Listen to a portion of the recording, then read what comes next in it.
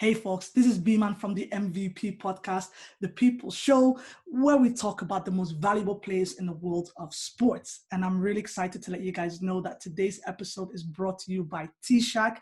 T-Shack is a cafe based right here in Sheffield, and they make the most amazing tea. So I've already had mine, I've tried it, and I can vouch for it. It's brilliant. What I'm going to do is I'm going to leave the details down below for you guys to check it out. They also do deliveries for those of you that don't want to leave your house or don't want to have to travel to other sides of Sheffield.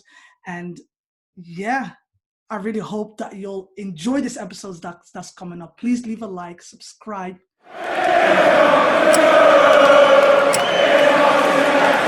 Welcome back to the MVP podcast, the People Show, where we talk about the most valuable players in the world of sports. My name is B-Man. I'm here with Sosa with the goatee. If you didn't know, my name is Sosa Sosin. Guys, if you do me a favor, please, if you just like the video. If you like the video, like the video. Subscribe if you're new. Share with your friends. We do appreciate all the love and support you give us. Today, B-Man, what we're doing? Tell us, let us know. We are talking Premier League. It's over. It's done. A wild last day. Yeah. Everything is so more or less set in stone. But we're just going to review the Premier League, right? Cool. Talk about how it got to where it got. So, Sosa, I have the first question I want to ask you is this. What did Man City get so wrong that they finished so far behind Liverpool this season? I mean, it's kind of obvious. They lacked a bit of leadership and they lacked a solid defense. Like they let's put it in. Let's just say how it is. They didn't replace Company. Like had they've done that, then they would have been more solid at the back. They wouldn't have conceded. They wouldn't have lost as many points as they did. Because and again, it's not like they had a bad season. It wasn't terrible. Like by this standards, it really was. Like years gone by, yeah. Like racking up that many points, it would have been more of a challenge of the title. So it could have done better. Let's just give them a B minus. Could have done better. You want to give them a B minus? Yeah. We're doing grades now. I'm giving them grades, B minus. Grades. If you're going to give them a B minus, I'm going to give them a C plus. That's kind of harsh. It is harsh, but if your team is built to destroy and you finish with 9 losses, God knows how many points behind the leader, there's a bit of a problem. I'm going to give him a C plus. Now, Liverpool ended up winning the title. Did that surprise you? No. If you asked me right at the beginning, I could have said to you, well, it would have been a coin toss. Yeah. So it wasn't a surprise that they won it out of them and Man City. But the manner of how they won it, now that was surprising. Yeah. That was surprising. It took them, I'm a bit disappointed at how they ended the season. They could have really cemented themselves as one of the premier Premier League teams, but they let it slip. No 100 points, no undefeated record. They were all screaming how they were going to go unbeaten, and they never did. I have another question for you. This is 3 questions in 3 minutes, by the way. I'm flying through these. Go on, let's hit me. VAR, bin or keep? We've had a full season now. Now we can have the conversation. Bin or get rid. I don't want to hear, well, they should improve it. They can do this. They can, no. Based on what we've seen now this season, bin or keep? I would say keep. Because it's bringing a level of accuracy. I understand there's been many times where it has not performed, where there have been ghost goals, where there have been goals that have been disallowed. So I can understand people are being frustrated, but on a whole, I think it's done its job where it's calling tough decisions that sometimes linesmen, more often than not, we didn't realize they did get it wrong. But it's now given them a sense of a relief where if they didn't raise their flag and the ball goes out of play, then they've got a chance to look at it through VAR and see if there's a foul committed or offside. So I say so. I say it's a win. Which the big problem though, wasn't it? That the fact that they didn't go and check the footage during the games. So it's like teams like Sheffield United who got done really dirty. I guess Aston Villa. That's just one of a few, right? That's one of a few. But the Aston Villa one was as clear as you could ever get. And I believe that was one of the moments that made them slip up and no European football anymore. That was goal line technology. That was for the thing on the wrist. Yeah. Not VAR. VAR is to be fair, VAR should have played back and see what happened. Exactly. I don't know if they would have been in the authority to say the ball crossed the line to tell the ref. They've got technology specifically for that. I think you're right. I think Naeem early in the season mentioned that there were four criterias that would lead to VAR getting involved.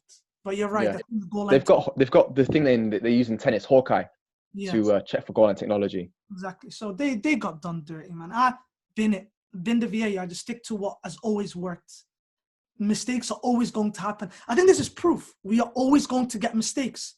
I'd rather the mistake come from a ref where I can argue, well, maybe the ref didn't see it. Or maybe the ref is just human, he got it wrong. For me, those are valid explanations.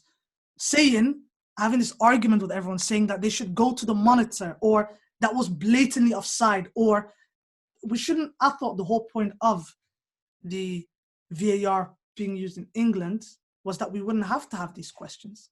Again, this is VAR, in my interpretation of it, is less of an automated thing. It's more of a second opinion for the referee. Yeah. So if you look at it as more of a second opinion, rather than it being a computer generating numbers saying, I've calculated this to be this potential act, then it's never, like, you can say, look, this is a flawed system. Yeah. But where you have it as it's another pair of eyes for the referee, or in certain cases, like 8 pairs of eyes for the referee.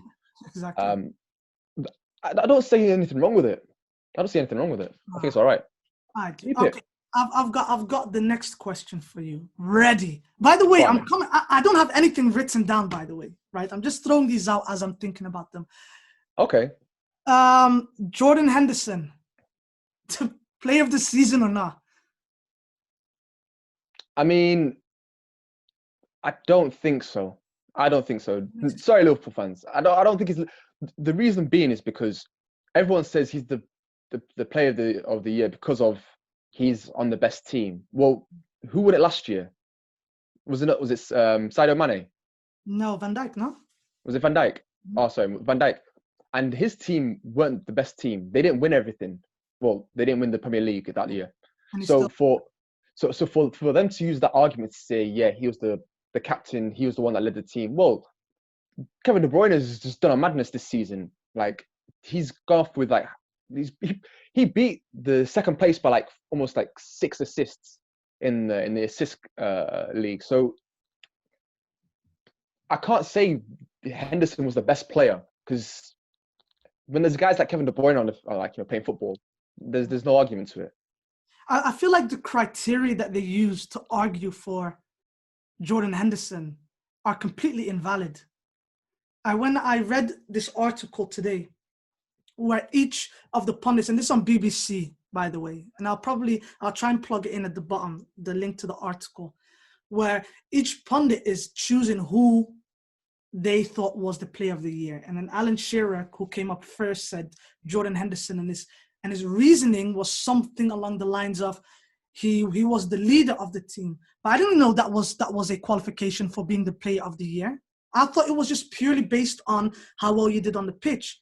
He wasn't the best player on the team, even this season. He wasn't.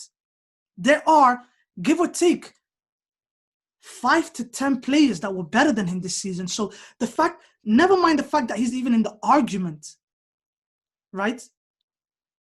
There shouldn't be no mention of him in any category in regards to who was the best. And I can list you off these players.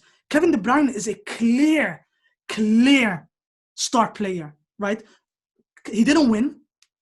Shame, but he was a driving force of a team that did all right for their standards, did all right. Surprisingly, and I'm not high on him, so please don't use this whole Man United tactic against me right now, right? Whoa. But listen, I didn't say a word. I'm expecting backlash whenever I mention Man United. Okay. Man United players, right? Martial has had a better season than Jordan Henderson. If you go to Chelsea, no, real talk. No, Martial has been really, really good this year. Surprisingly so, I say this, very surprisingly so, but he has had a very solid season. Van Dijk as usual, Mane as usual, Salah, I don't know why people underrate him so much, as usual. Half the Chelsea team have probably been better than him. Sheffield United players have been better than him. Danny Ings has been better than him. Where are we pulling Jordan Henderson from? Calm down. He wasn't like, you're taking it to a level where, like, no, I'm not. You're counting off teams where like they have 22-man squads. Yeah, like, no, I'm not running through, like, I'm not saying everyone, but you're trying to tell me that not at least one of those Sheffield United players had a better season than him. They were picked to get dropped. And was it not for the lockdown and coronavirus, they might have had European football. Even Dean Henderson has had an unbelievable season. How about we just name him? Dean Henderson.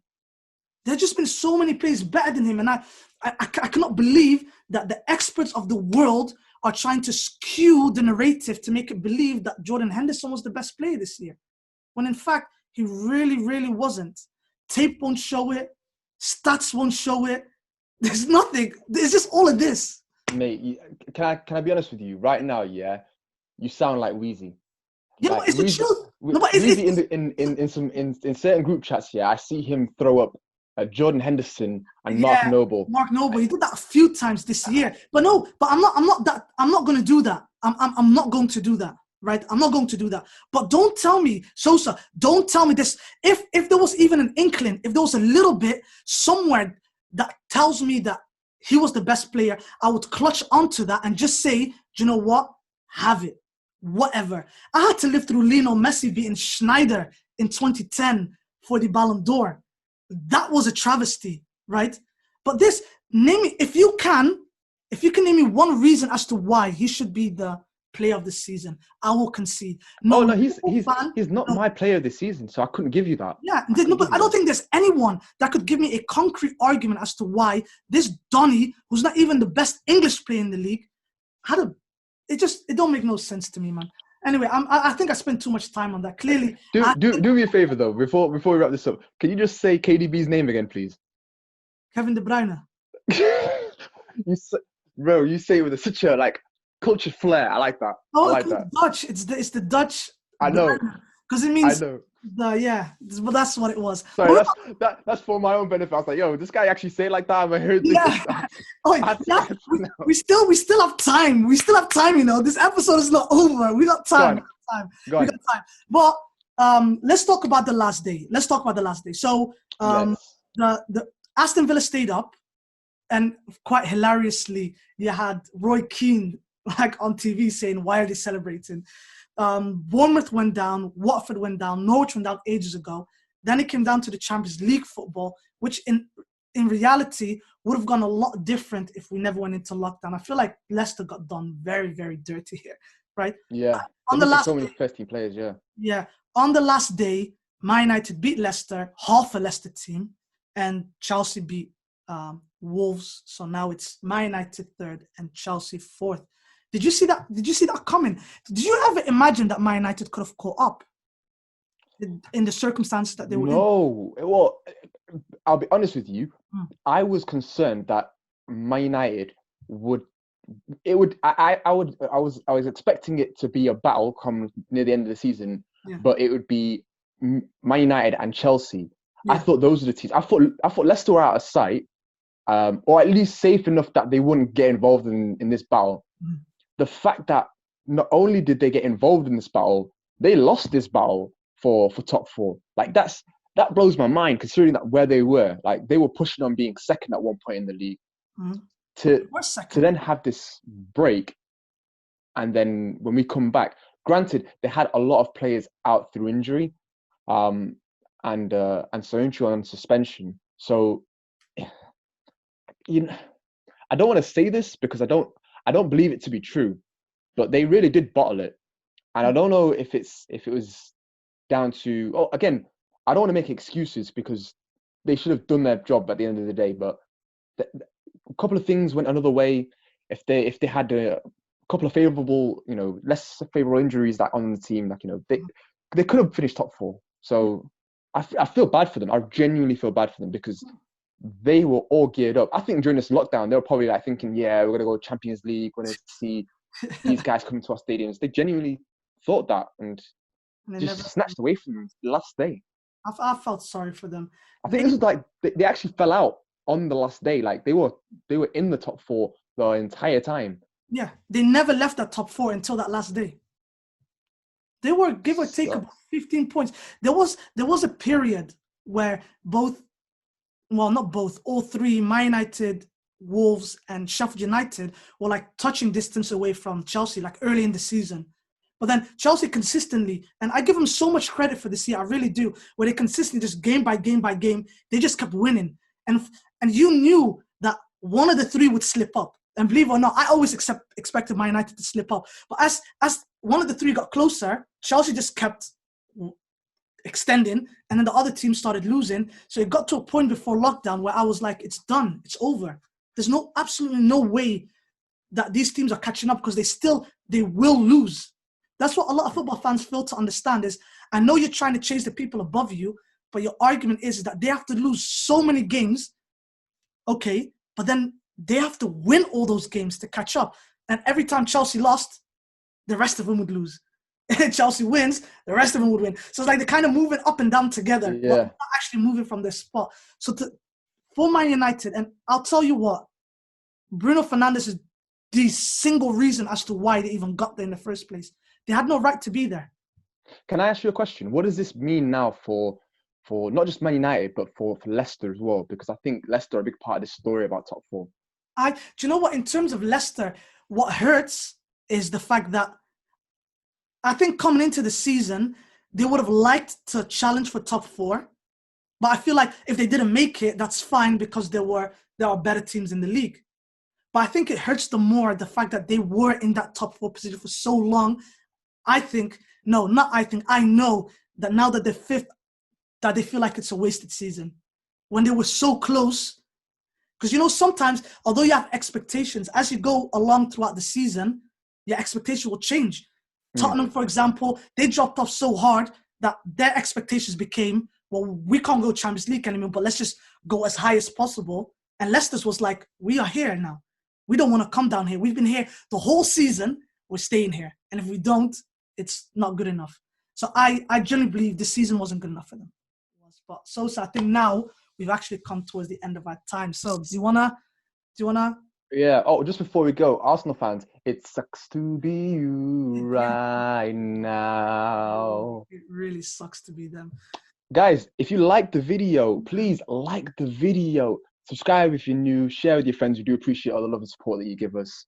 And congratulations, Liverpool again. Yeah, definitely, most definitely.